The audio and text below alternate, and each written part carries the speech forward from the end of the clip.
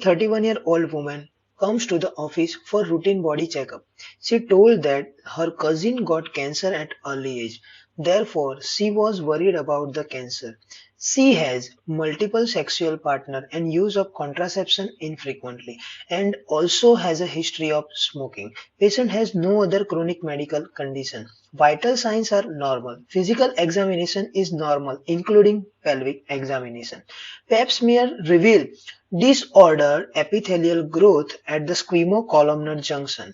Which of the following process would involve to become invasive carcinoma to the ureter and blocking the ureter from this stage? And the options are decreased metalloproteinase, decreased collagenase, inactivation of the E-cadherin, and increased alkaline phosphatase. Now you can pause the video and answer the question. I hope you already have answered the question. Now let's discuss this question.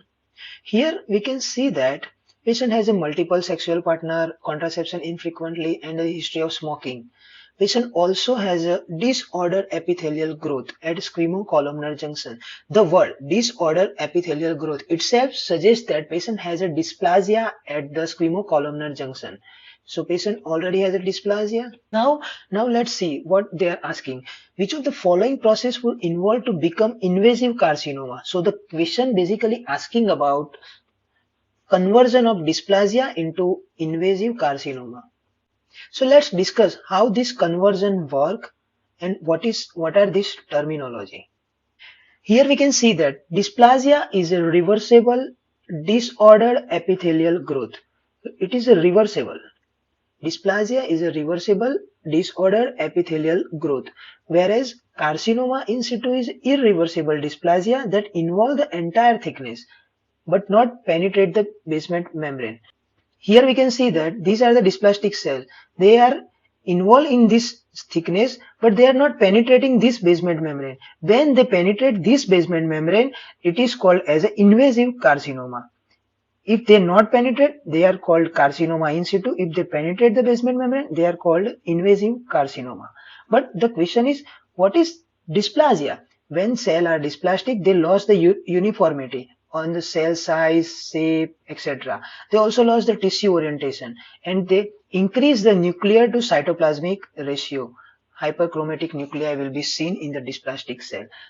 So now we know that the dysplastic cells are irreversible disordered epithelial growth. When it become irreversible and involve entire thickness, it is called carcinoma in situ, but it does not penetrate the basement membrane. If it penetrates the basement membrane, it is called as a invasive carcinoma. Now let's discuss about how this carcinoma in situ invade this basement membrane. Suppose these are the dysplastic cell, these are carcinoma in situ.